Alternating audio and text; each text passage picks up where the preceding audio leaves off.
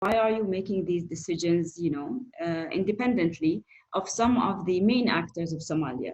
The diasporas have always, for decades, supported the country and continue to support the country. So why is it that we don't ask, why not ask the diasporas to see what do they think that the main or the most important elements are, understand what sort of support they can give to make sure that when we come up with this flash appeal, it's a flash appeal that is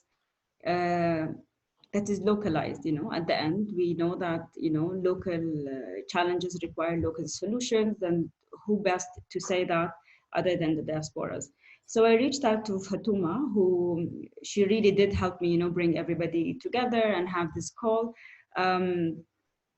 to discuss. Like, so like a lot of the questions would be, what are we doing here? Like what we are doing here is sort of try to identify, one, what are the challenges that the diasporas are facing in the diaspora and in Somalia?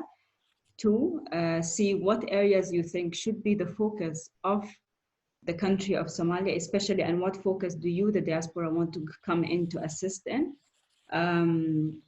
And three, yeah, and that's basically it. And the third thing that would happen is that we'll put this into a report, and it becomes a recommendation of, I know that this is not representative of all the Somali diasporas, but sort of to give an idea of what a group of us would think, and then we could sort of make sure that we roll this out to the different diasporas, maybe through a survey. We could think of the different methodologies. There's a lot of academics here who can advise on this, but basically get the opinion of the diasporas and make sure that we put this into paper, and it can be part of the flash appeal of the UN to the country of the Somalia. I'll pause here for now, Fatumo, and perhaps within the discussions, we can sort of expand in a lot of these areas. And anyways, I'm very happy because you have people who are working with IFAD and agriculture and academia and governance. So like I think that we have representatives across the board who can speak about the different elements that we have already identified as weaknesses. So, thank you. Thank you, Iman. If we have a question or anything, then we will ask later on. So we will go, because we have already done the introduction. So I'm going to, I'm going to Dr. Yusuf to present the impact of Somali diaspora. He have written an article about the impact, COVID-19 impact of Somali diaspora. So I'll give you the floor, Dr. Yusuf. Welcome. Dr. Yusuf Omar, are you there? Sorry, I was in mute, sorry. Okay. Thank you so much, and thank you, Faduma and Iman, for organizing such a wonderful, event. I'll share with you some just bullet points, and probably we learn from each other during the discussion. The virus was a shock and unprecedented globally, and the Somali diaspora are part of the globe. The virus actually exposed the community vulnerabilities, and at the same time also strengths and quality in a positive side. The vulnerabilities or inequalities could actually include socioeconomic difficulties and health inequalities caused by life conditions of the Somali diasporas globally in the housing wise or maybe spatial areas where the Somalis they live in mostly disadvantaged and deprived area in the West, such as in UK and USA and Australia. I know these three countries, and also I did find in my investigation that Finland and also Norway and the same, and also Sweden were affected badly. I'm talking the Somali communities in these areas, plus the UK, that was the most victim Somali diaspora. And the virus actually exposed the community underlying health conditions, including poor health seeking approach and in culturally different environment. I mean, as a community, we don't value the exercise. We don't put a lot of emphasis on the exercise, and the food we eat, it's not relevant in the cold areas or in the West. We're still eating tropical food, a lot of fatty and oil and all this stuff, and a lack of exercise and irrelevant food and lack of health seek approach could actually weaken the immunity system or the immune in many ways, and then the older generation specifically could become at risk for the virus. What they call also the frontline jobs that we have the most in health related area, or maybe the driving, transport, and all this stuff. And in my understanding, also the host country, policies can affect, in a sense, like if I compare Somali diaspora in Australia and Somali diaspora in UK, I did find a lot of differences. I couldn't find any, victim or death in Australia, and I was told there was only one person affected by the coronavirus in Australia. Only one person who returned from China to Australia. But in the UK, and I think brother Kahia Alim knows more than me, but there are a lot of victims, deaths, and others who are still in the hospitals, and in many ways. So I remember, I said health seeking approach when I was in Australia. Actually, I was in Australia, then I moved to UK. My sister, who I sponsored her, once did a wonderful meal, rice, and it was full of oil, salid ba ka buuxday. And I said, oh sister, oh really, I can't eat. It's really, you put a lot of oil and salid. And she said, Yusuf, bariiska markuu dhargaa laga dhargaa. That means, what, when the rice gets full of oil, then you will get full of it. So that kind of a life perception could create a lot of vulnerabilities, in a sense. And yeah, and in education, in my current article that myself and Abdi Tarrah are actually developing is about the impact of COVID-19 on education and the Somali communities in diaspora. And in my early investigation, I did find that the Somali parents actually have become teachers and online teachers. I mean, Somali parents are teachers, online teachers, and with many of them with or maybe now any kind of technological literacy or information. So you can expect the negative impact of education in that sense when parents become teachers and they do not have literacy or even basic education or online skills. Somali houses in a very crowded house also have become schools in a sense, and work. So you have a Somali family consisted of 7 or 8 members, and sharing in one room maybe 3 of them, and then each of them actually went to do homework and all this stuff.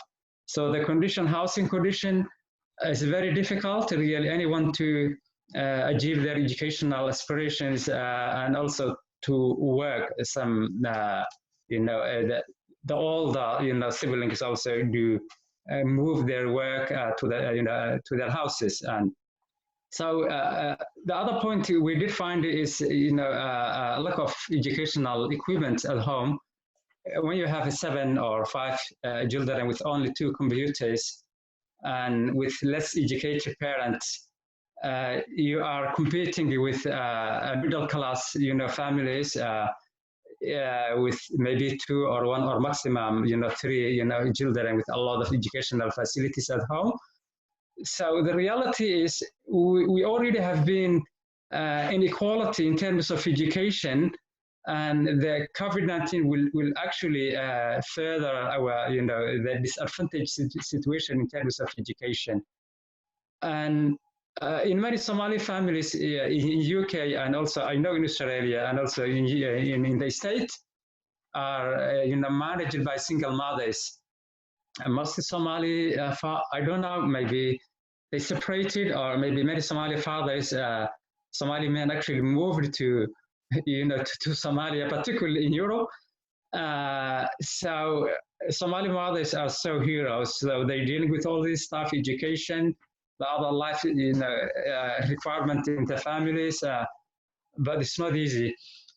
Somali education has been actually improving for the last few years in UK because of the community tuition and community private education.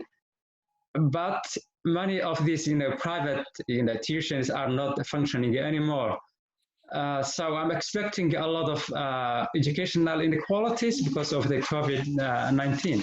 So in conclusion, I would like to mention some positive, aspects related to the COVID-19. Everything is not a negative. First of all, the advantage of having a big families is that our elder siblings are actually becoming as teachers. They teach the younger ones, which really is a good. I spoke many families, larger families, and they told me that the elder, older brothers and sisters are actually teaching as teachers. That's really good. It's an advantage. The second point is it's a renewal of the family life in a situation where parents and children come together and discuss and consult and try to actually manage their life, and that was not common in the past. Actually, the consultation and engagement with children discussion was not common, honestly speaking, in the Somali families. But because of the life condition, we were so imposed and forced to do that role and to act as teachers and as health practitioners and everything. So it actually created a lot of new skills and the community survival. The third, strength or a positive aspect I have actually discovered is a sense of volunteerism in the community, particularly during the Ramadan. At least in UK, I know in the UK, many Somali community members, particularly women, managed to organize themselves and provide food and other related needs to the hospitals, particularly where a lot of Muslim doctors and nurses are operating and still fasting. So that was really fantastic. So as I said at the beginning, we actually learned during the discussion and the questions and comments. So I would like to end with this point. Thank you. Well, you're welcome, Dr. Yusuf Omar. Thank you for the presentation, and your article and the presentation that you're doing is exactly giving a good picture of how the COVID-19 impacted migrant community, and especially the Somali community all over the world, and especially in UK. There is a positive aspects, even it was a very bad disease, but still there is a positive things coming out. So I'm just, we had also actually presentation with Muhammad Ali. He will give us an overview of information about COVID-19 impact in Somalia and from Mogadishu. But I'm going to give the floor Kahir because he's leaving and he had information, and I think he can take the role of the Habshil people who will present the impact COVID-19 to the remittance. So Kahir, and I'll give you the floor. Thank you very much. You're welcome. Right, I just want to just take you some figures in terms of the impact on the Black and African and Asian minorities in the UK. And basically what you have is that 34% of the 5,000 ICU patients were Black and African minority, compared to 14% of the UK population. And of the 68% of the NHS staff who died, they were Black and African and Asian minorities. Now, when also the Office of National Statistics did some research, they found that 88% percent higher of the all mortality rates were higher in deprived areas compared to other normal, less deprived areas. So you can see the death rate was almost 229 per 100,000, and then in less deprived areas it's 122. Now, of the most deprived areas and with the highest COVID-19 related deaths, 11 of them were in London boroughs, and some of them were highest, like in Newham, Brent, and Hackney, and you have a lot of people who have been who died as a result of COVID-19 because they live in these particular areas, and obviously there's a lot of commonality between the associated risks. It's more likely that if you're Black and Somali, you're more likely to die 4 times than a white person in the UK, and that's statistically, really, one of those horrific things that has come out. Unfortunately, there's no particular statistics in relation to Somalis as ethnicity, because the data in relation to COVID-19 has not been recorded along ethnicity basis. It's either you're Black or Asian, and that's it. And the government is commissioned a gentleman called Professor Fenton to do a review, but he was commissioned by the Chief Medical Officer, not the government. So he's just looking at just basic data and nothing more than that. So there's a lot of anger and a lot of disappointment in the fact that that this inquiry is not going in any depth. It seems a bit like a cover-up, and there's a big demand for a public inquiry, which the Mayor of London has endorsed, and the Church of England and the Muslim Council of Britain and other civic bodies have endorsed, and it's most likely there will be a public inquiry. Obviously, there are a lot of issues. This is all politicals related to the fact that the government's record on COVID-19 hasn't been very good. So, there's a lot of things that are going on in the UK in terms of the deaths and the ramifications of the impact of COVID-19. Now, one of the things, obviously, given the lockdown period, and given that the government doesn't have a track and trace system in place yet, is that we're going to have to live with this virus for quite some time, and it is going to have a huge economic impact, and it may likely have a big impact in terms of the recession, which people are saying that there will be a very deep recession in the next 18 to 24 months. And if that recession comes, obviously it's going to have a long-term impact in relation to the lower stratas of the society, with people on the gig economy, people who have low-paid jobs, people who have so there's a lot of impact, and not just recovering from COVID-19, but the fact that there will be no jobs even after the recovery, because this is going to take a long-term impact on the whole of the economy as such. So what does that lead to us? Well, it really leads us to the fact that people are not going to have money to send home. Already there was we did a study. Anti-tribal movement did a short research, which basically means there will be no the remittances will probably be half or less than that in the coming 18 months. And I think that is going to have a big impact on what happens in Somalia, and also the ability of people to survive long term. I think these are big issues, and obviously, I'm always wary of when you put remittances and you are claiming at the end of the day that you are the most deprived people in your host country, and obviously those two things, when the right wing press get their hands on it, there's a very bit of like a toxic, oil and water. I think so. And this is one of the things that, I think the government understands, some of the government, but I think this government in the UK at the moment is having its own political problems, and they're not focused on the stuff that affects us. So that is really what I wanted to share with you today. Yeah, thank you very much, Kahia. Okay, we're going to have a questions and answers. We've been talking a lot, so I think we can start the discussion, and I'm going to give the floor to Ayman. She can moderate this session. Thank you.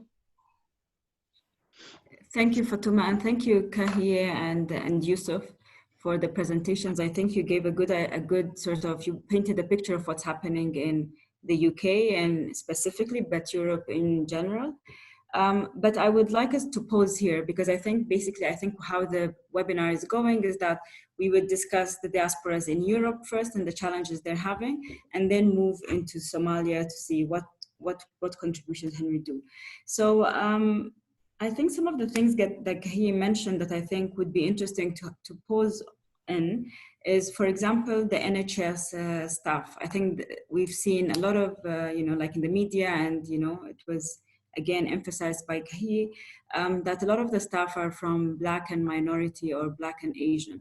I wanted to check specifically for Somalis, even though there's no statistics, if, like what sort of staff are we looking at? I know that they're the first line respondents, so it would be good to see what sort of skills we're looking at within the NHS, to sort of like map what sort of skills we're looking at that the Somalis have within NHS to start with.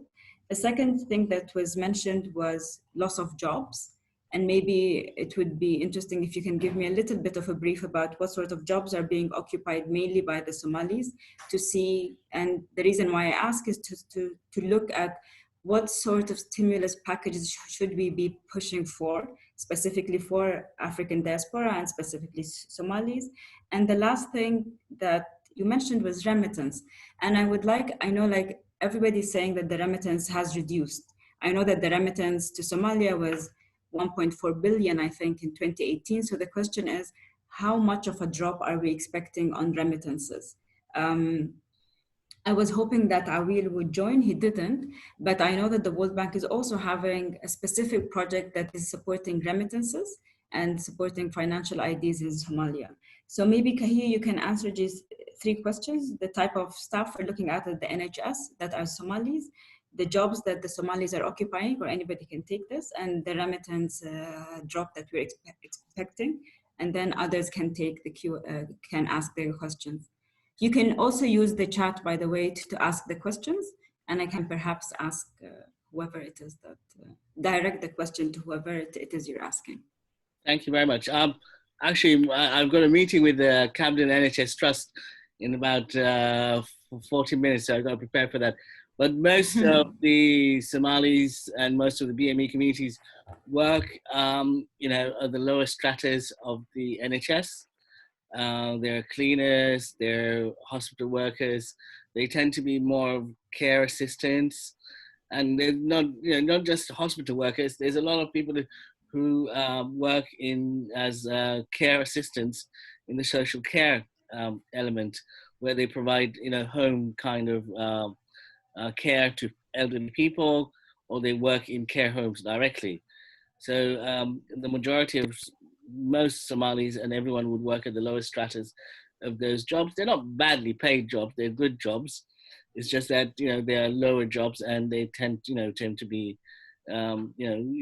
working in a hospital has been risky, and there are people who got COVID-19 even though they were not facing COVID-19 patients. Mm-hmm. So this is the whole thing. I mean, it's not just Somalis. When you look at the death rate among Filipinos, it's also very high. Mm-hmm. And they're like, not a lot of these people are not COVID-facing, patient-facing jobs. And that is one of the strange things that has come out of this. Because I think, when you look at it, the government and the statutory bodies in the NHS have a legal duty in terms of assessing risk. And one of the things that they've not done in reality is assess the risk to particular BME workers. And that has been a big issue, and it will continue to be a big issue in relation to these, especially these high rates of death in the BME.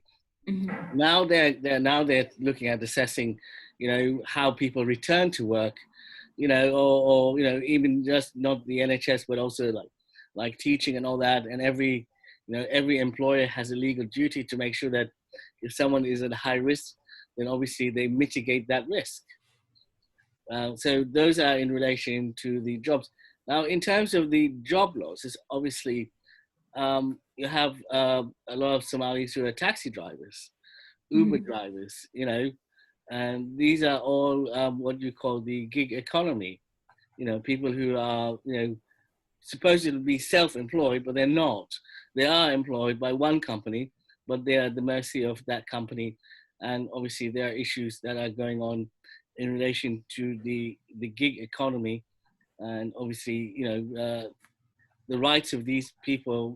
There have been legal cases that are in the pipeline at the moment, especially in Uber and other so-called self-employed, kind of economies. In terms of your other question, I think the greatest difficulty, obviously, in predicting the drop in remittances is that, if a lot of these people were self-employed. Now it's only in June next month that they will start to get the money that they are owed by the government. So these people already have built up a bank of debt in relation to paying their rent, to paying their food. They racked up their credit cards. And these people are not in a position then to remit anything to home. And that is going to be a big issue, because even if they get the money, let's say, you've been, affected, and maybe you were ill, self-isolating, over these last 3 months, you're only going to get 80% of what you were deemed to have earned notionally over the last 3 years. For a lot of these people, their tax returns are really minimal. So what they will get is literally, maybe they have earned, $1,500 a month, but what, they have returned in tax returns probably is, $800-900, and they'll get 80% of that. So which comes to like $500-600. So which won't be enough to mitigate, the fact that they haven't been, working. And also there are a lot of people who have had small businesses, restaurants, and all that. So even then, they're also affected. So I can't tell you for sure, but I can tell you it's quite clear that the economic impact, in terms of the immediate impact in the next few months, is that there will be increased use of food banks by Somalis. Mm-hmm. Thank you so much, Kahia. I've seen also a contribution by Abdushakur Tara saying that there is an increasing number of overseas trained Somali diaspora doctors returning to the UK and practicing in NHS hospitals. I wanted to see if anybody had any questions for Kahia because he has to leave, or wanted to contribute to any of the areas that he's spoken about. Amen. And Abukar Warsame is also leaving.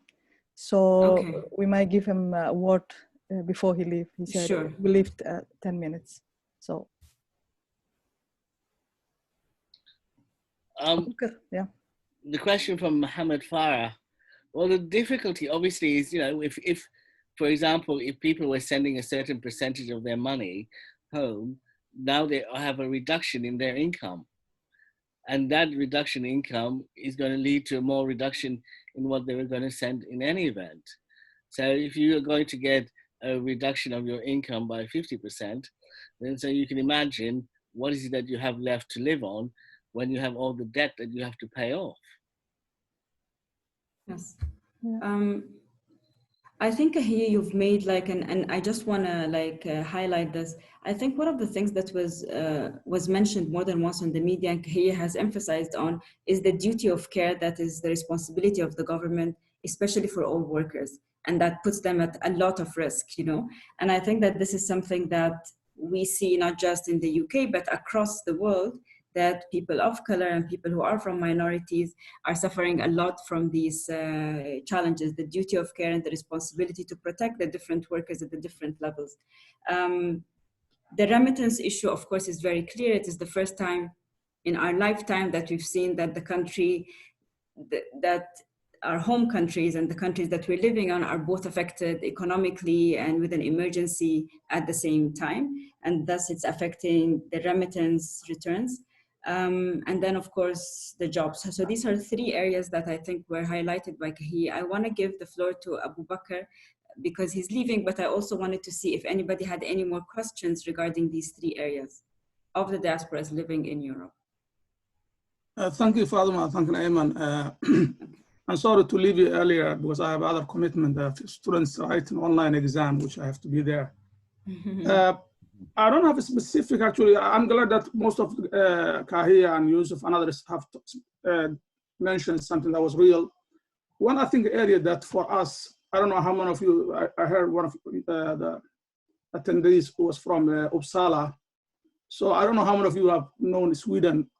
We have been on the news for quite some time about the number of deaths in Somalians and things that was wrong. I mean, not true, because I live in Stockholm, and the whole thing started at wrong numbers with some very few statistical numbers that was far away from the truth.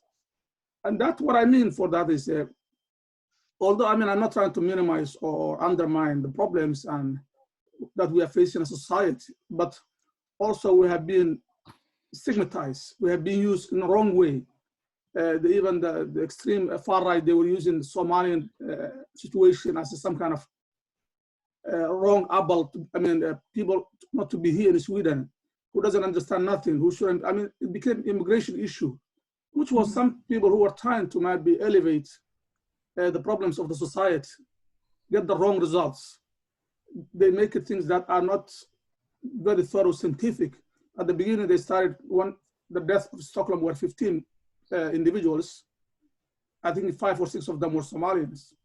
I don't know how much even that was true, but then that has made the news, even we publish in the Somali news and websites, 50% of the deaths on the COVID-19 are Somalis, which was not true. And then we became we have been commercialized.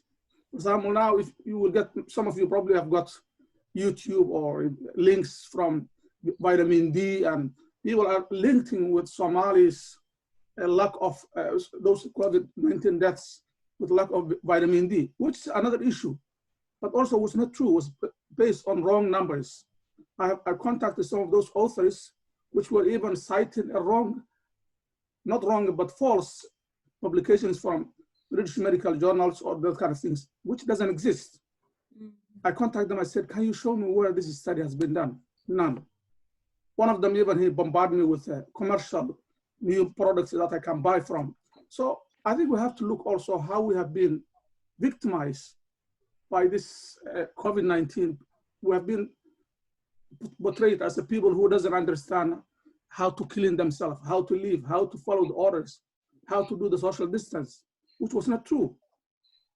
And one thing I have been critical to Somali diaspora was we have not been forefront explaining to those people who have at least propagating that kind of false information that we are not. For example, today the death of in Sweden is about 4,100. Let us say 2,000 of them are in Stockholm, which is the epicenter of this COVID-19 and the biggest city. Does anyone believe that 40% of the deaths in Stockholm are Somali? No. That's what they have been writing. This Dr. Campbell, Dr. Berg, whatever. I mean, you can search all of them because they were selling vitamin D. And they were trying to convince Somalis are dying because lack of vitamin D. And they were linking this kind of commercialized products with the tragedy that happened here, but with the false information. So I would say that is maybe one area that maybe our diaspora can focus, how to educate ourselves, statistical numbers, how to interpret. What does it mean when it says, for example, percentage of that has died? Because of the proportion of the Somali community in that area, not necessarily It's a relative number. But we don't take that one. We just take as a number 40%, 20%. 40% of 1% of Somalians, that's what it means, because we are in Sweden less than 1%. So that's what I would say, maybe as academicians and Somali diaspora organizations, we need also to try to counter this disinformation. And as Kahia and others have mentioned, of course, the reality we are all our colleagues are doing very high risk jobs, taxi drivers and nurses, cleaners, things that people who doesn't have a choice to stay home or work from distance. So they're exposed. So yes, that's true. We are proportionally have high number of people doing that kind of job. But at the same time, misinformation is contributing, which doesn't make that much useful to us, because at the end of the day, we are stigmatizing our people. We're gonna get calls, are you still alive? Are you still alive? Are you still alive? Every day, which is not the case. So that's what I would say, maybe something as a researcher, I would like to maybe address that kind of issue. And thank you for inviting me, and hopefully I will stay a few more minutes before I... Thank you so much, Abu Bakr. Maybe just because you spoke about the infodemic and the disinformation, and you highlighted the challenge, what would be your solution? You know, my solution is that Somali organizations, they don't have to look only how to get resources to fight this, but also how to psychological, how to make people, not to be this information as wrong.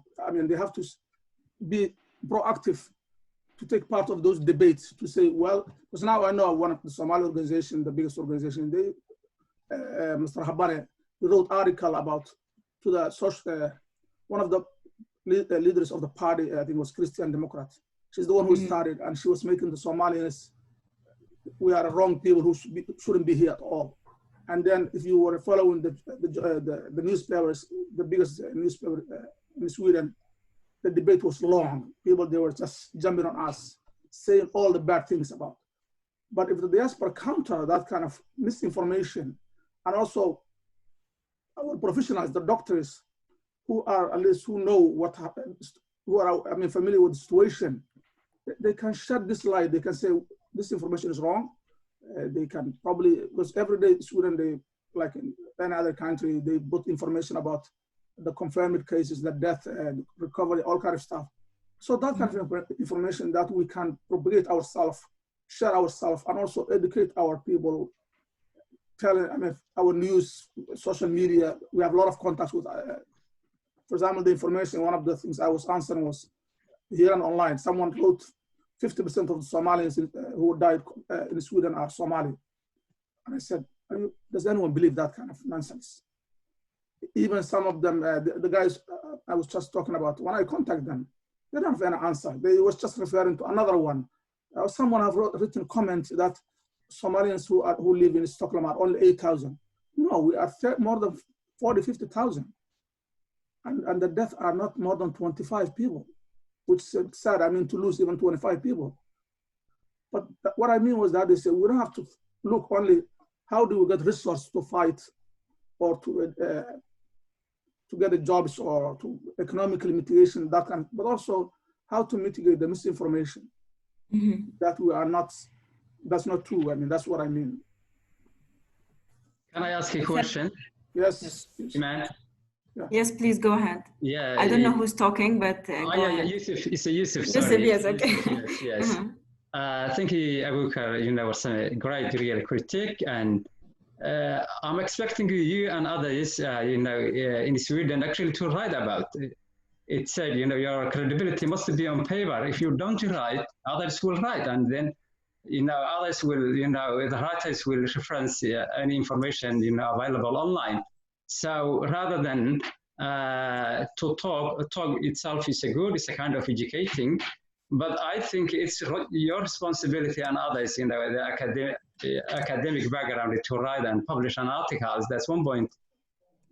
Secondly, I can understand, the issue of stigma and Somalis in Europe in many ways, not only in Sweden, but also in Finland and Norway, it could become, election card in the future.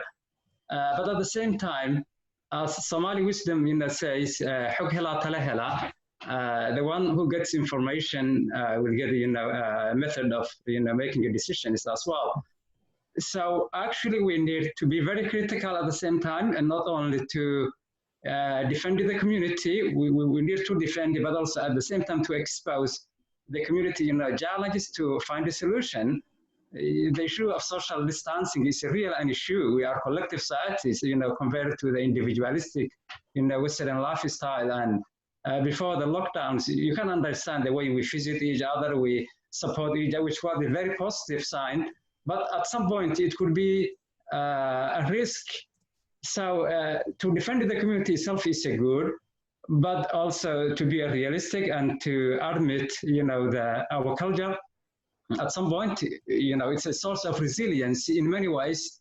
But at some point, when you visit someone with the coronavirus and you say, oh no, that's from God and all this stuff, or maybe you don't believe at all, or maybe sometimes you believe, actually you understand the medical stuff, but it's a cultural wise.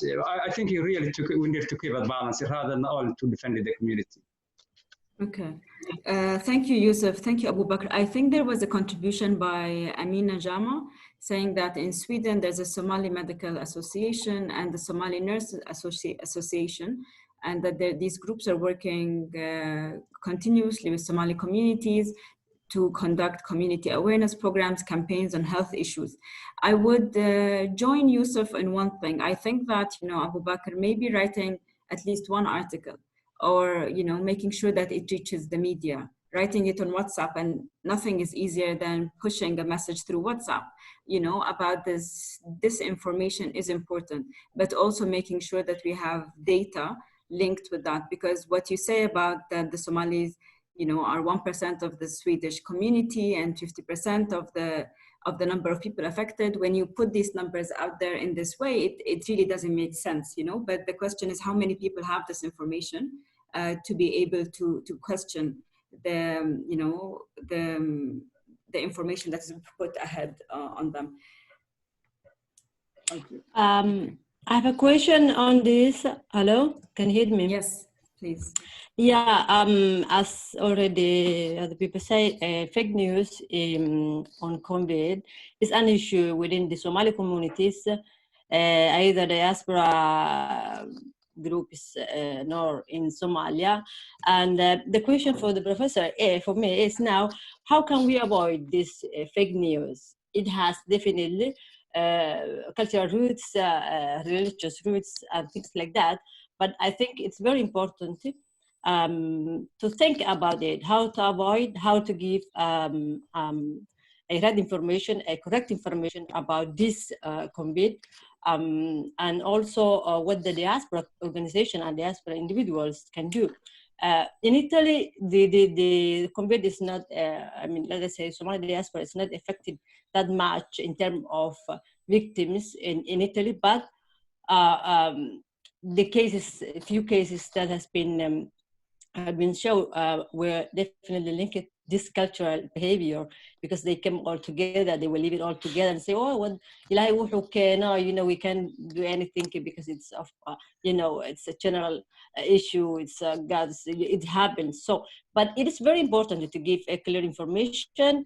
I think engaging religious people, let us say, leaders will be very interesting and will be very important to avoid this kind of fake news within the Somali diaspora and Somali people. I think it's an issue and it's very important to consider it. Yeah, thank Abu you. Bakr, we give Abu Bakr a chance because he's leaving. I wanted to see if he wanted to say anything. No, I think Ayman and Yusuf, you make very good suggestion. And I think also Amina, who mentioned that the Association of Nurses and Doctors, they are the one actually, they are on the front line who have listed the most important voice, because they know what the subject and how many people have been affected. And I just answered a comment someone asking me about, in Sweden, we don't have this ethnic, statistics that are based on different ethnicity.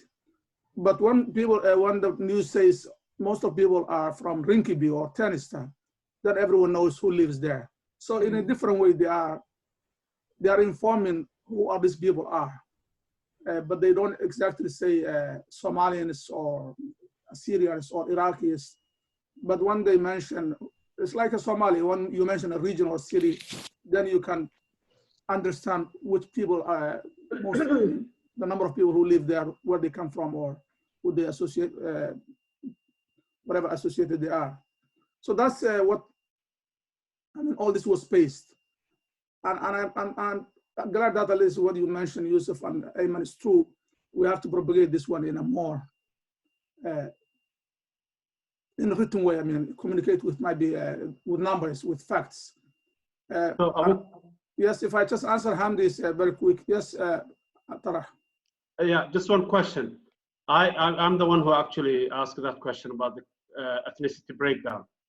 So are you saying that there is no Somali ethnicity recognized in Sweden, or the whole country doesn't have that system of monitoring based on ethnicity? No, it does. It does. What I mean is I was talking about the victim. I was talking about COVID-19. But in general, yes, they have it. For example, they said Somali born, those who were born here and those who came here with maybe when they were adults or have one parent. So they have a number of statistical in that sense, yes. I think about 95,000 people in Somali born. So that number exists. But when it comes to the income level, when it comes to the education, when it comes to the social issues, Sweden is not allowed. Religion, ethnicity, they cannot share that kind of information. They do have, yes, but they're not allowed to share. Thank you so much, Abu Bakr. Amina, yes, go ahead. Can I speak? I work in the health sector. As you said, there is no existing register. There are a few studies whereby they specifically look at ethnicity, but it is against the law to register ethnicity in Sweden. So there is no way that they can they can know the ethnicity of the people who have died of whatever disease. So that in itself kind of forfeits the statistics that is being flaunted. It's totally wrong. So there is no registration of ethnicity in Sweden at all. There are some studies, but these are for specific purposes that you have. Yes, we do have the terminology of Swedish Somali, of Swedish certain ethnicity, but there is no way it can be registered. That's one part. The other part is Sweden does not has not been performing testing at all. Even for the healthcare workers, there's no mandatory testing. So there is no way, even if people have died, for us to know that they have died specifically for COVID. Because I know of people who have died and they did not die of, because they did not die of COVID. They died of other sicknesses. So this is a total defamation. And I agree with Abu Bakr that it's totally wrong, and we need to address this as with facts and figures. Right. I also think, Dr. Abu Bakr, that you need to link with Amina because she's in the health sector. And Amina, I hope you're going to stay on, because I think we will be discussing this health. It's a health emergency after all, and we will be discussing it. So I hope that you would stay with us, even though Dr. Abu Bakr is going. I would like to highlight, just because Dr. Abu Bakr is going, two initiatives that I have seen on the defamation or countering disinformation. The first was by Tunisia. They have a website or like an app called iWatch. And basically the idea of this iWatch app, it's run by civil societies and diaspora, that every time there's a rumor that comes out, that they check this with facts and figures or with the right associations or the right ministries and make sure that the right information is posted. So now it became a culture, because they've been doing this long time with elections, and then now they're doing it with COVID, that every time there's information, everybody logs onto this app to see whether this information is correct or not.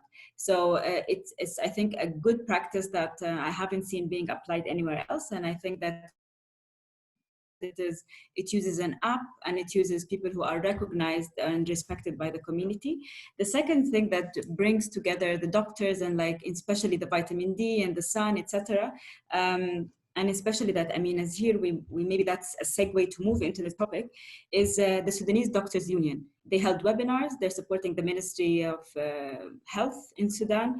They're posting posters, of course, in Arabic, etc., to make sure that they popularize it within the communities in Europe, US, etc., in the diaspora, but also in the countries, and make sure that this information is displayed sometimes with minimal words or in videos, etc., to make sure that it also caters to illiterate communities, but also hold a lot of webinars through Facebook, Zoom, etc., just to let people know, and bring the experts together, because, the doctors and nurses, or the health sector in general, are well respected in our communities. So they hear from these people, and then they hear it from the, like they say, from the horse's mouth.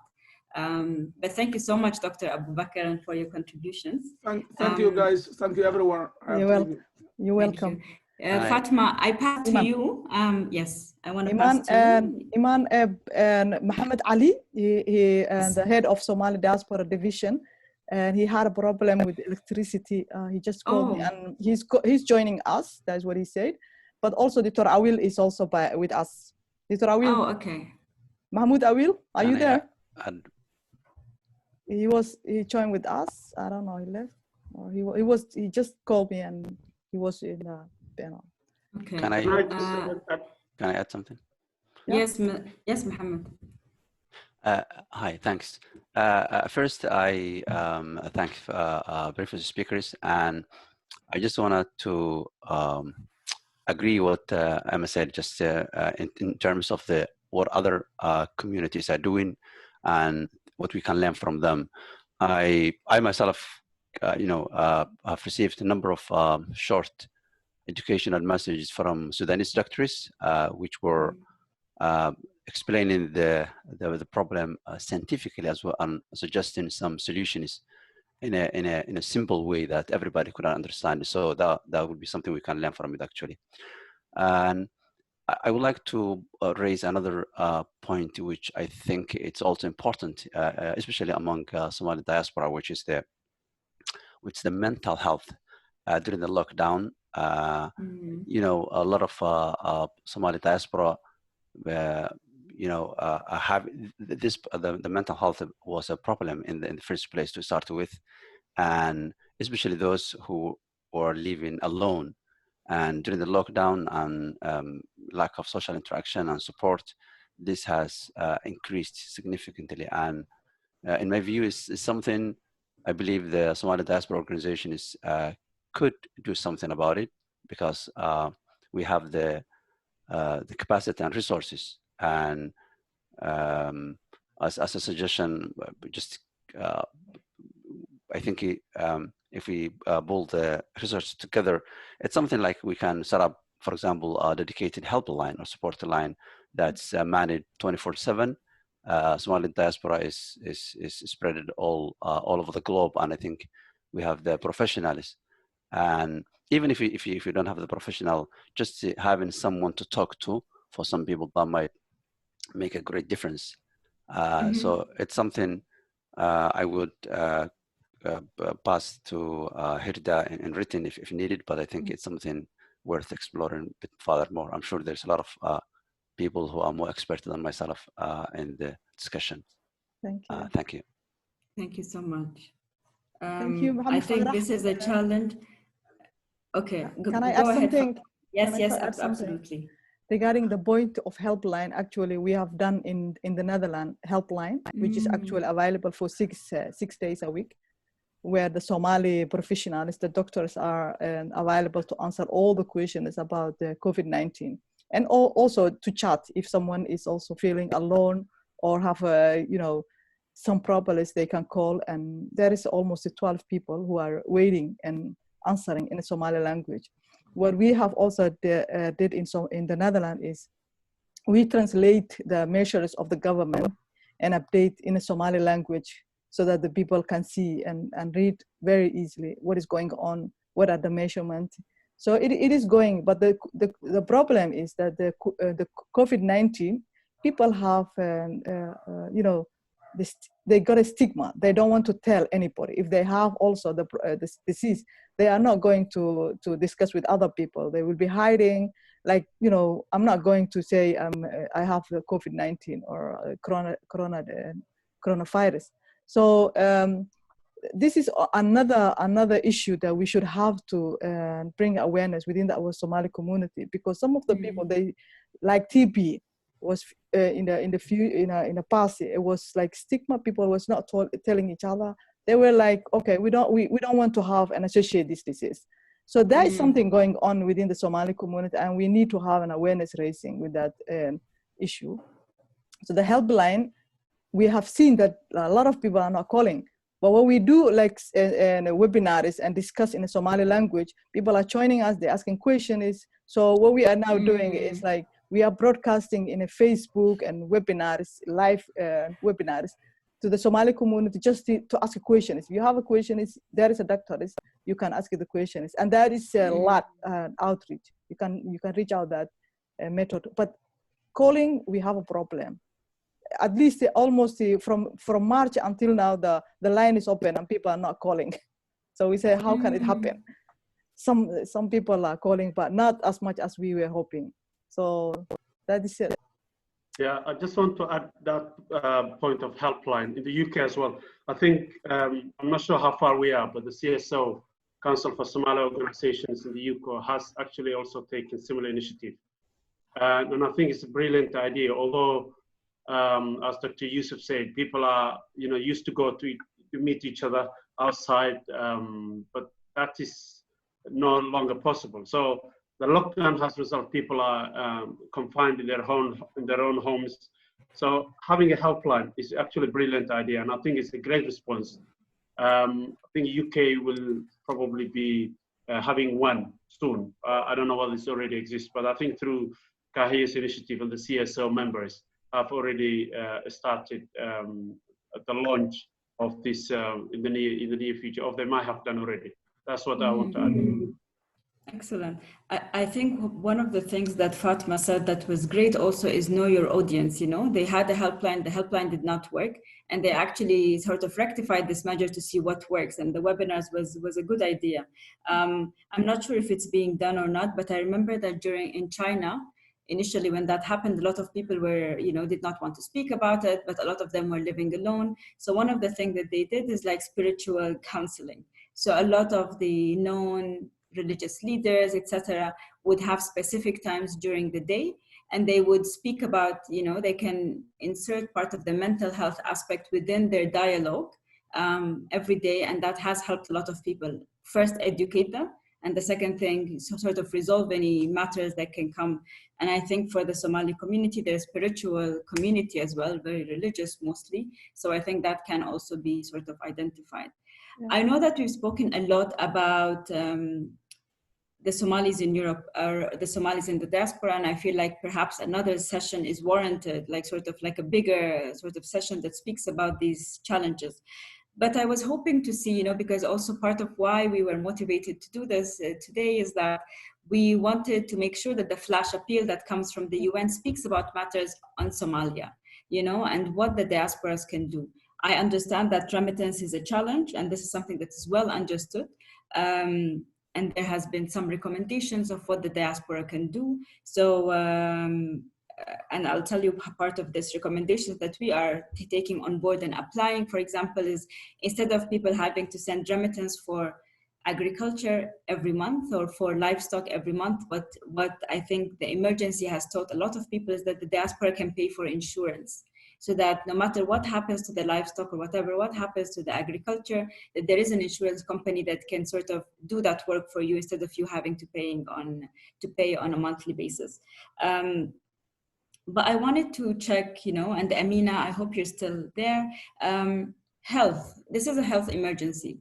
what sort of support can the diaspora provide to the health sector in Somalia? Let's start there and then go on to the food security, because I remember, I think Hamdi was working in agriculture, but like, let's start with the health aspect. How can the diasporas, and it's open for everybody, but how can the diaspora support the health sector in Somalia? Should I go first or? Yes, please. Okay. Thank you so much. I think the diaspora is already on the ground. We have groups that have mobilized. For example, I have received donations for equipment that a group of diasporas in different countries, even though this was a project that started earlier than COVID, but right now they have kind of expanded. So of course, diaspora does what diaspora does best, contribute resources, but also I think one of the things I work in Somalia on the ground, and one of the things that I have seen is it's good to get economic resources, but then even to contribute, if we can have medical staff, health workers who can come in and contribute. I know we've discussed this even with Fatima previously, to be able to get people to come and train. And this has, I think the COVID has shown us that we really need that injection of knowledge transfer and trainings, especially for our health facilities and our healthcare workers on the ground. Most of our staff, I work for Save the Children International, and we do have trainings abroad. But one of the biggest challenges is that we cannot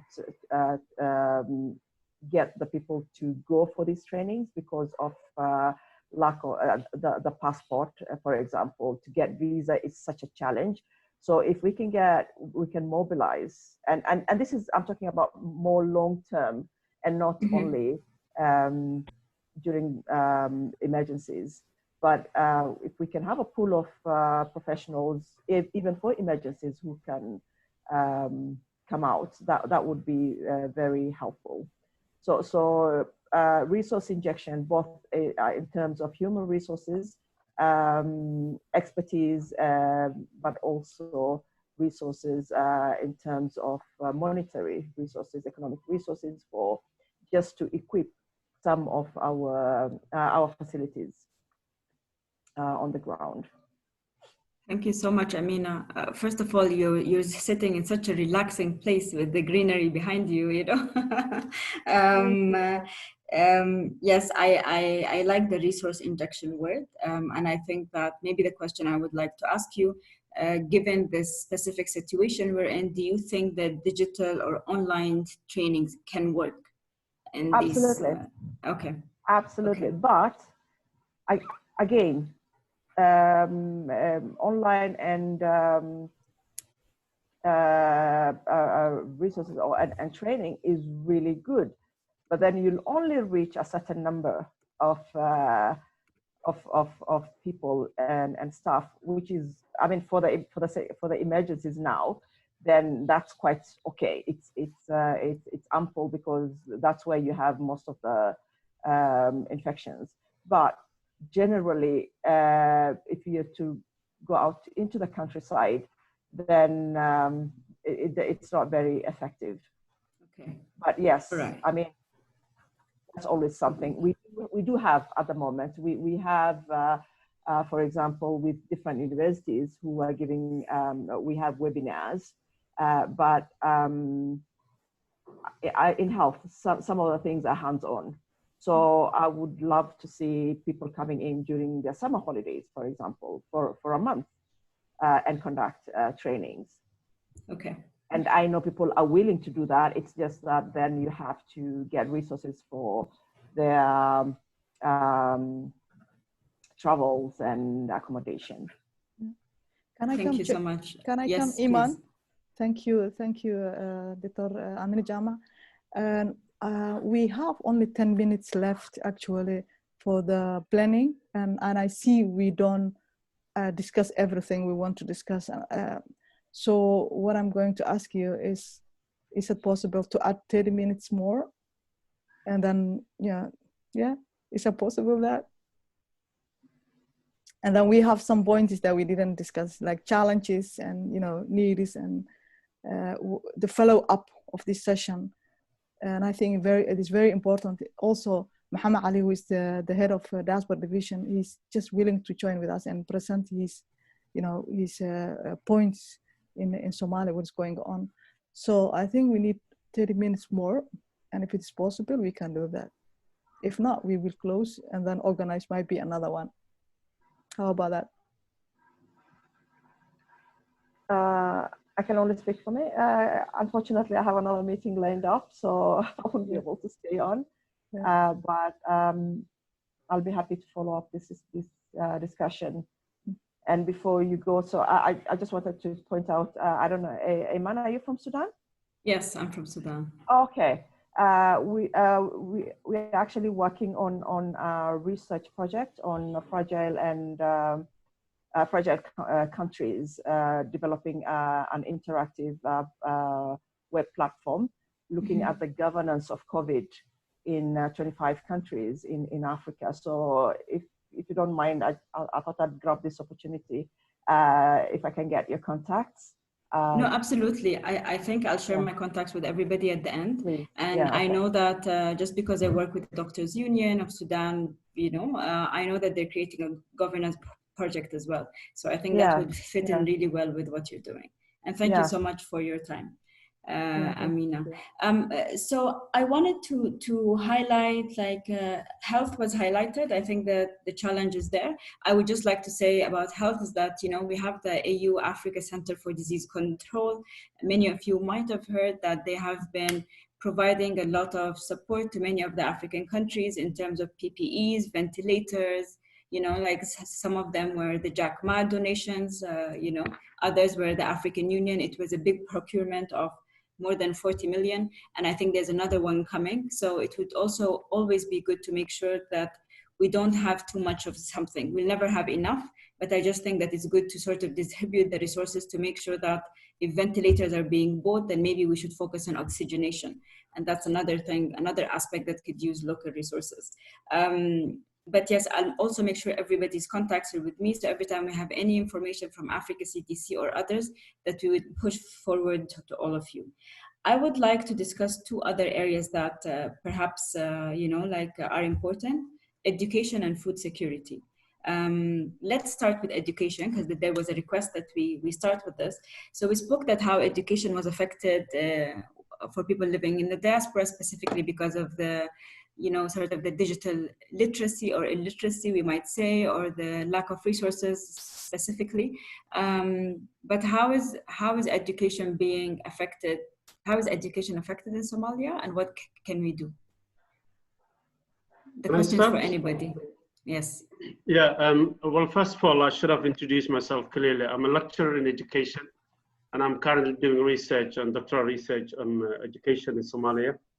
And I had the privilege to speak a number of head teachers out there. And as you know, Somalia, a conflict-affected state. The number of children who are out of school is proportionately high. And also, uniquely, Somalia's education is mainly delivered by non-state actors.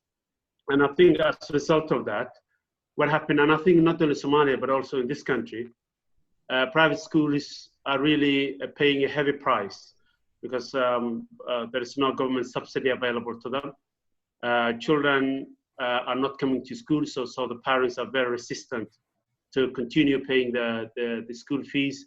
So it's gonna have a really long-term impact. And I think even now in the UK, we estimated that the gap between the gap of attainment, and this is academic attainment between Black minority ethnics and the white British student will have a gap of probably 12 years. So the last 20 years, the government has spent quite a huge amount of money to actually narrow the attainment gap between the whites and the ethnic minority groups.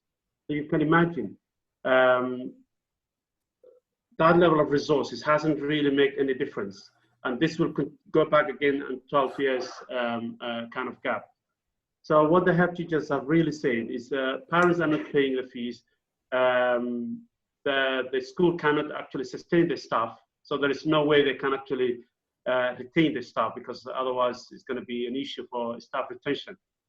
Then we go back to where the whole education sector was in 12, 15 years ago, where the only very few private schools were actually in operation.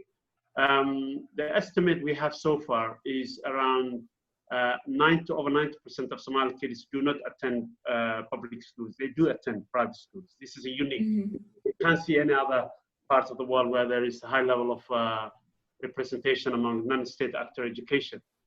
And so you can imagine that the fees is quite very significant, and that is why organizations like HIRDA or any other well-known diaspora organizations can actually look at ways of we can actually sponsor those children, on a sponsor-based system, where we can actually say, okay, we're paying maybe the next 3 months, because otherwise those schools, the head teachers told me, they're going to close down because they can't sustain. And what happens if the teacher doesn't get salary? They move out. So, and then to recruit teachers, as you know, Somalia has got a shortage of you're talking about nearly 50,000 plus teacher shortage. And that will even escalate into more kind of children going out of school. These are the key challenges.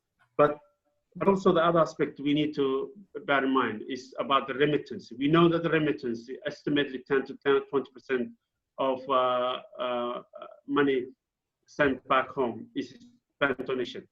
And that is, again, although there's no clear data on the reduction in terms of the amount of remittances sent back home, but it's going to also affect on education in Somalia. And I think, as you know, some parents really probably say no, they don't want to pay the fees because they're not attending schools, because money is not coming from the diaspora. So these are the key issues. And I think how the diaspora can actually contribute to that is a matter of how there is a discussion. I think someone like Dr. Yusuf and Fatuma and probably other organizations in diaspora can have some sort of similar virtual opportunity where the academic scholars and the community activists can actually take part. But it's going to really have a knock-on effect. And that's why there is a need for response. In terms of NGOs, as you know, Somalia has been bombarded with billions of dollars in the past, the last probably 20, 30 years. But when it comes to the impact on education in Somalia, I don't see any much difference, particularly the enrollment rate, quite very difficult to estimate what percentage of Somali kids go to. But if you look at the Mogadishu itself, where there are 600 private schools, and only 34 public schools, managed by the government. And the 34 schools were originally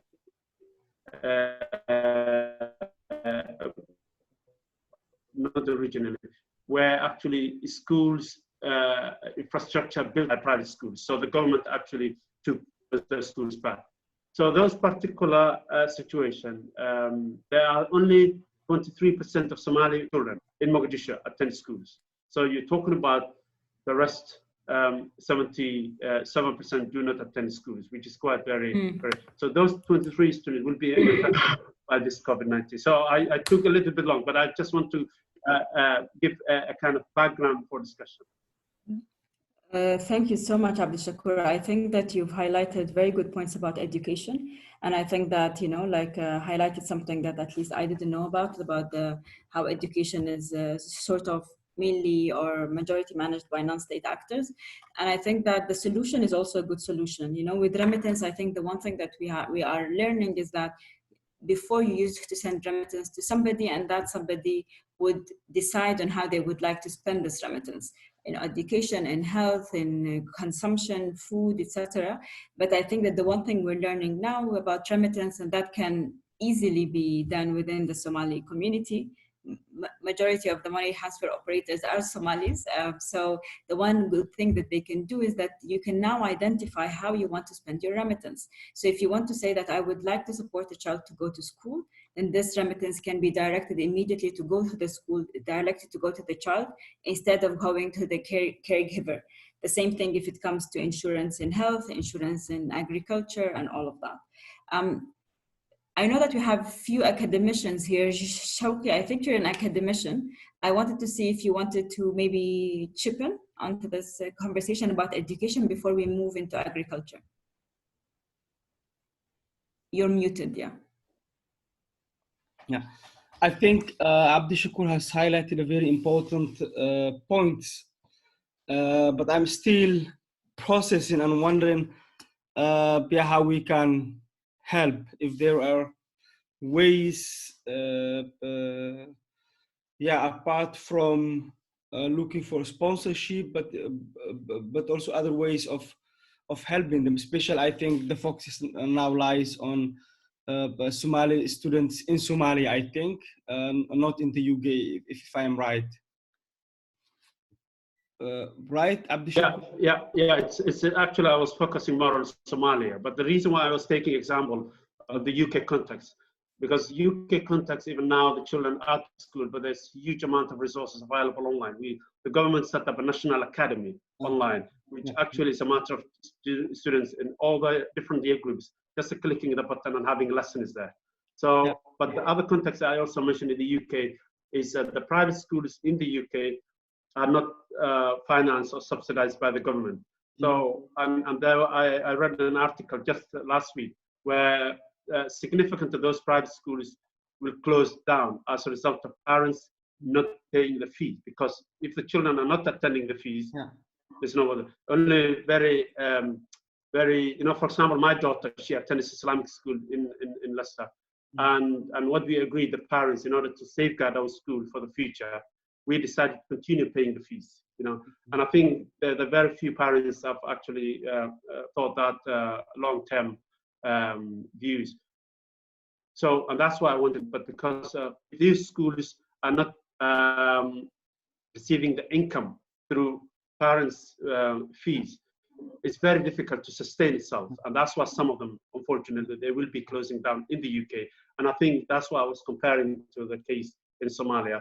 The parents are not paying the fees, the school will shut down. Yeah, I know. I'm still wondering if there is a system in place in Somalia where, for instance, a Minister of Education can also provide some assistance to those private-owned schools, or if there is an overarching organization or umbrella within this non-state groups that are providing the education in Somalia. Yeah, that's really good point. And I don't want to actually preempt my research findings, because otherwise my supervisor will kick me in the head if I did ever try to do that. But my findings so far is those umbrella, and you're absolutely right, there is an umbrella association that actually brings non-state actors in Somalia. They actually charge fees to the members. So they might actually the only thing they say they might actually consider having no fee membership for during this conflict, the COVID-19. But the other point you mentioned about the Ministry of Education. Unfortunately, the Ministry of Education has some sort of very fragile type of relationship with the non-sector. And it's not only Somalia, but also being in Liberia and other recently conflict-affected area like South Sudan. It's not really easy sometimes to bridge that positive relationship between state, non-state actors and education, the government. Abdi Shakur, let me stop you for a second. I just have one question. Are these non-state actors in education profit-making, or is this run sort of a non-profit basis? Yeah. So in general term, when it comes to non-state actors, you know, it could be community initiatives, and that's why Somalia, the private education sector, has a different type of categories. They have community initiative, which is mainly communities came together during the conflict and they started their own schools.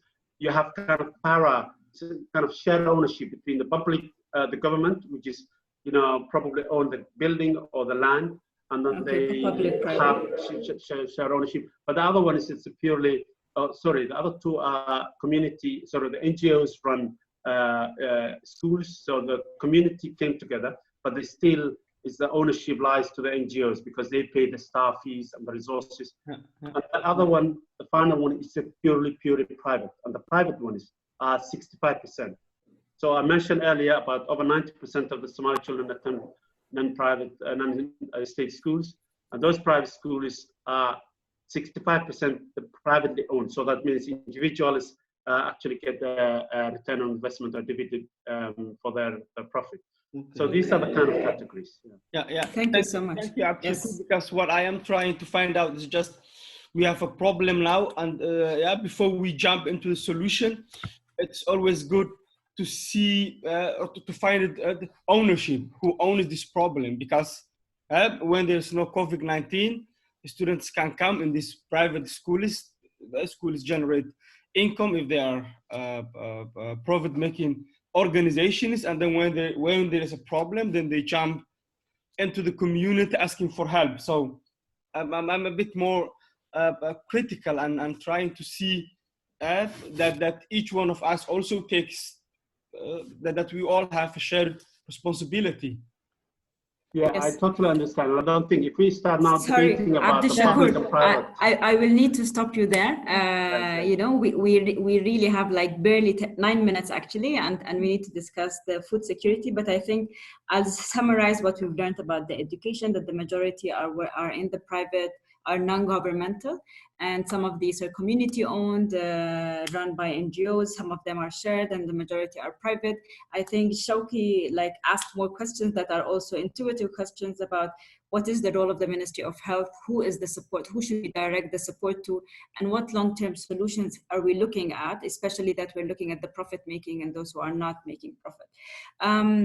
I would like to ask, and I think it was, I'm not sure if she's still with us, Hamdi is still there, but I wanted to ask about the food security. There's a serious challenge in Somalia about food security because a lot of the food comes from abroad, even though Somalia land is an agricultural land, and that has been further, I said, exacerbated by the locust, and again by the fact that the borders are closed. So, Hamdi, would you like to take lead on this, or Fatuma, or whoever? Hamdi, I just would like to say a few things because I have to go on food. I know that in Somalia, food security has been affected by the COVID-19, especially food, access to food, because as you know, as you said, food is imported in Somalia, and there has been very high food prices. And some areas, rural areas, and remote areas, there has been food shortages, and also because as other people say before me, there have been let us say decrease in remittances, so food security has been affected very much by that aspect. Also because at the last 2 or 3 months, the humanitarian organization also we had a lot of difficulty to get access to or to deliver what they normally have to use to deliver in Somalia, especially for vulnerable groups in terms of food security, in terms of access to resources, primary resources. So they were a lot of aspects that really affect food security, especially access to food. Remittances, the lockdown also affected the international organization, aid organizations. Those who are really affected by this are, of course, the most vulnerable people, like internally displaced people, women and children. Of course, this will be very, very, very difficult for them. For certain communities, it will be really very difficult. Although diaspora in this time is very active actor in terms of immediate response, in terms of collective remittances, and also this one was affected by the COVID-19. I know that a lot of Somali diaspora in America, even in Europe, donate a lot of money or resources for food security, for emergency intervention, as Somali diaspora used to do. But also this was really an issue because diaspora, sometimes people, especially in let us say in Italy or other, even in America, I know people were not able to remit even though they had money. So and that had a very big effect in Somalia.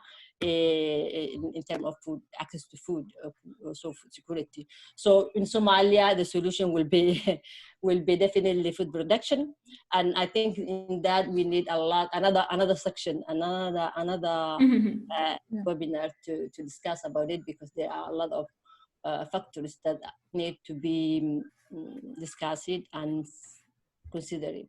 Yeah. Hamdi, can you add that the research that you have done for diaspora investment in agriculture? Very short. That's great. Yes. Yeah, almost. I think already about 20 years ago. We conduct this first diaspora investment in agriculture in Somaliland and Puntland for IFAD, and let us say that Somali diaspora and private sector are trying to invest in this sector, and they are really doing well. I mean, even now, last year, Somali diaspora did a lot, but I think there are a lot of challenges in terms of capacity, in terms of the technical point of view, in terms of infrastructure. Not only roads, but also in terms of capacity, let us say, in terms of storage system. There are a lot of lack of capacity in Somali diaspora and also for private sector. And they are trying, of course. Somali people has this animal spirit to invest and for trade and for business in general, but there is a lot of opportunity in terms of development in the sector of food security, food chain, food production, value chain, and that is an aspect that there's need a lot of resources and diaspora engagement in development of that sector. I mean, we need the public interventions, either it is a national level or development organization level or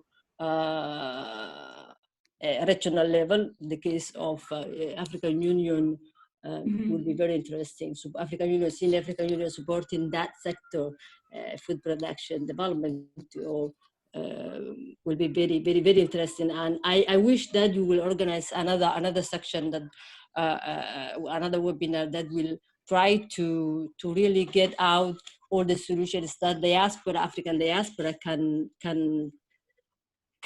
show their expertise and their, let us say, lacks and their need of support. Of course, diaspora need support in terms of technical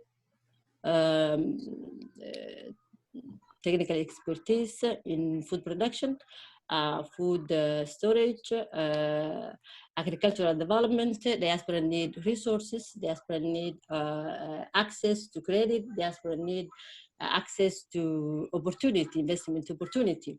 We are talking about development, so we really need here we really need to consider the public sector and Thank you development so much. Thank you so much, Hamdi. I think, you know, you didn't have much time, but you really did summarize a lot of what the sector needs. I would tell you that part of the work that is already happening, we are partnering with the Food Agriculture Organization, FAO.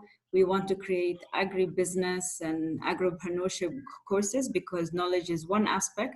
The other thing that I am aware of, at least to some organizations, is that they are focusing on businesses in Somalia that are only in agriculture, and the aim is to upscale these businesses to make sure that at least, you know, like there is they attain some sort of food security within the continent. I've also shared on the chat an opportunity that is like a funding opportunity by the British government that speaks about 200 to 600,000 pounds per application. Somalia is one of the countries, and you can log on to this scheme, you know, and they speak about they would support only two types of businesses: those who are working in agriculture and those that are working with the garment sector. I would really appreciate if you could share this messages with people who you know are working in these fields in Somalia to make sure that at least, you know, more and more work is being done on that. Okay, we're over time. Like, I just want to summarize from my end what I will do. I will write a report about all of this together with Fatuma. We can share with you the report and make sure that we link with the UNDP, and make sure that at least the flash appeal that they have has these elements that you've spoken about, which are health.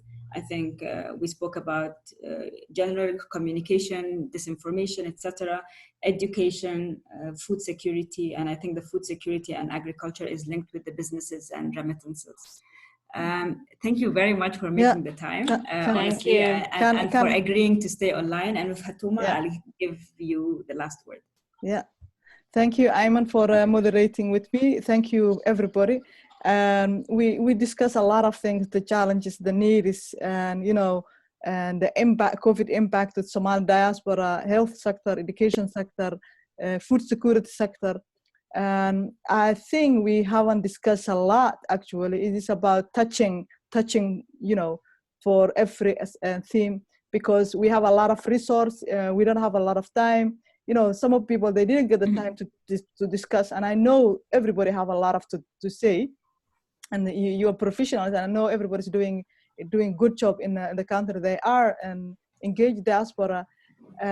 What I'm going to say is, and I think this is a start. This is start of online meeting or making networks, and as a Somali diaspora, we can do a lot. And I believe that for many years. And I was advocating diaspora contribution, diaspora engagement, but actually, it is always a lot of diaspora, and we are sending a lot of money home, and you know, contributing every sector. If it comes education, if it comes food security, health, and as you see, Iman, as you see, and we have a lot of people, resource people, professionals who can contribute, but we didn't, you know, we didn't use that capacity. When you leave the Somali diaspora all over the world, the capacity they have and the opportunity they have, we haven't used it yet. That's what I believe, and I think we can do that if it comes research, if it comes everything. So what I am suggesting is the last 5 minutes to discuss very short what can be the follow-up, because and a lot of people have been asking me when I invite them, what is this? Is it one-time use? Are we talking one time and finish? Or are we going to do something sustainable and to come up good ideas? So a lot of people left, but what I'm asking the people here, what can be the next? What is the follow-up? Can you give a suggestion for 1 minute, and then we close, and then we will come back and, you know, what we can do. So I'm just starting with Mohammed Farah. He didn't get a lot of talk, so I'll give you the floor just a minute, because we should have to close at the 12 o'clock, I think. Thank you. I'll be very brief. I think one of the things that we can brainstorm, and I think if we succeed, we can use it everywhere and every scenario, is to have a kind of command center place for Somali diaspora. everybody agree, I think with me, we have the resources and, you know, different expertise in every field, but we are in a scattered groups here and there.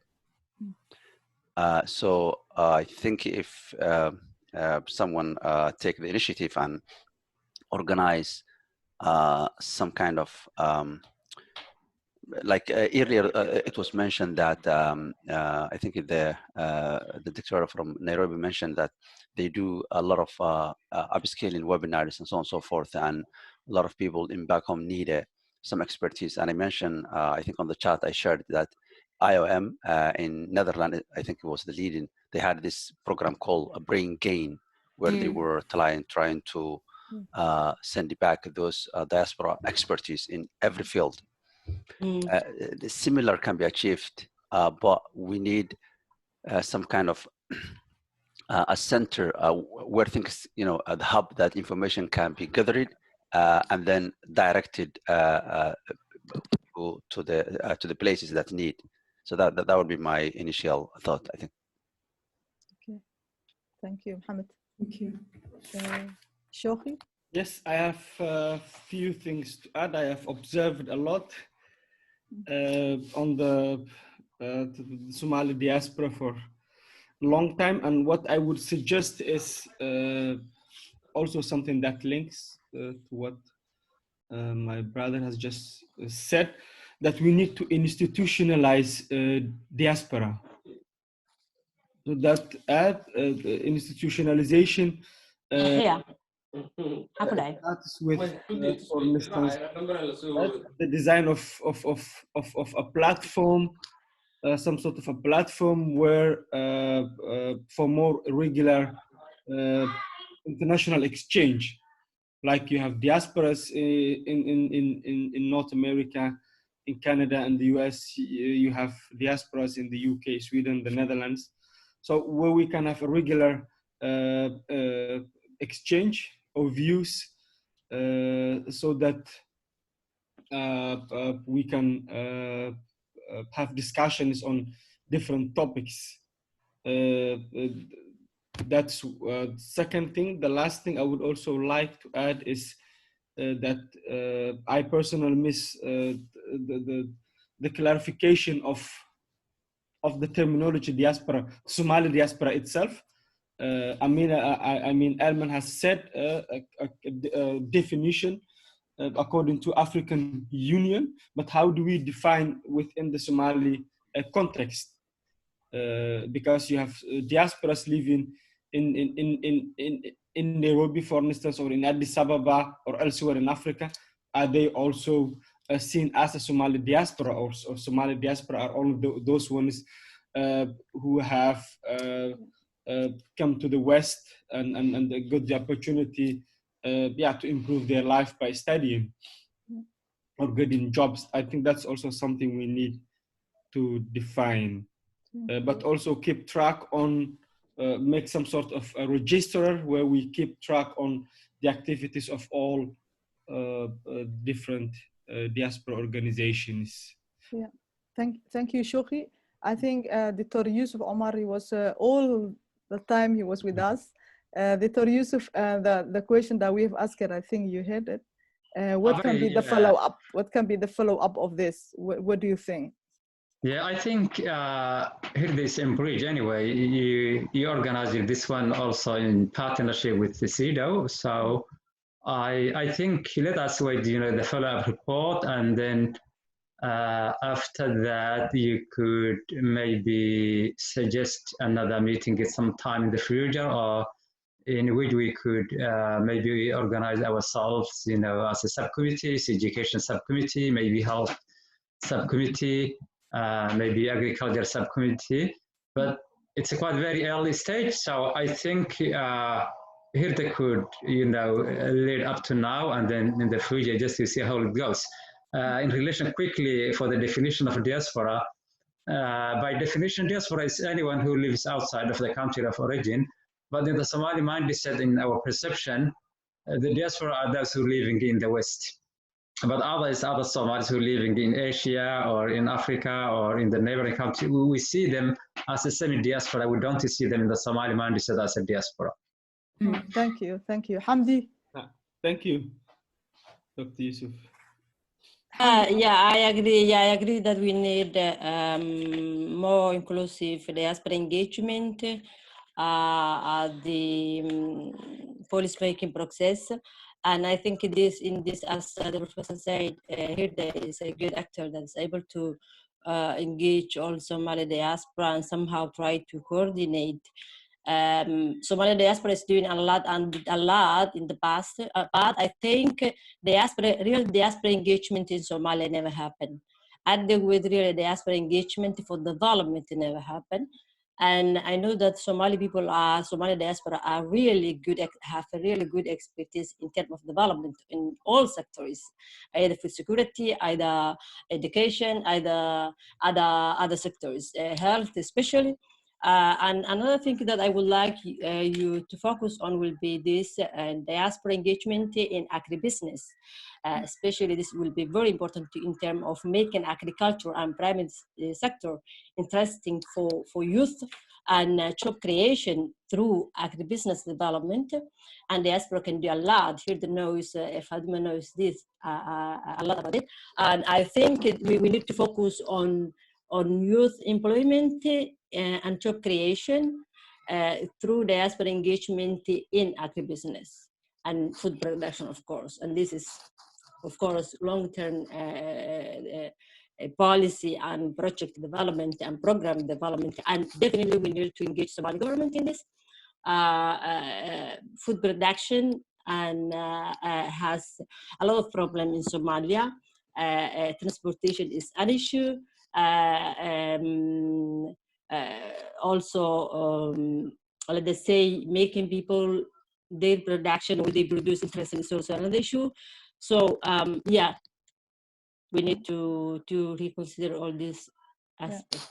Yeah. Okay, thank you very much. I think if anybody else want to add something, it's okay. But I think everybody left, and I think we're 7. I'm just closing the session. Thank you very much. Thank you, Ayman. Thank you, Dr. Yusuf, Hamdi, Shoki, and everybody here. Mohammed Farah also left, I think. Thank you very much. I think the follow-up will be, making, clusters or, thematic meeting will be very nice so that we can touch every thematic area very good, and we can also get a recommendation. And this will be actually the next thing. We will have a sessions of education, remittances, health, and youth employment and job creation, and COVID impact in general. So I think it is good idea to close, and thank you very much for everybody. And I think we will produce a report. We also recorded all the things that we have done, and we will share also with you. So thank you very much. I think very good session. Thank you very much. Abshukur Tarrah is also come back. So thank you so have much. a nice day. Thank you very much. Too. Thank you. Thank you. Nice to meet you. Bye. Bye. Bye. Bye. Thank you. Enjoy your time. Stay safe. Thank you. You too. Bye. Bye.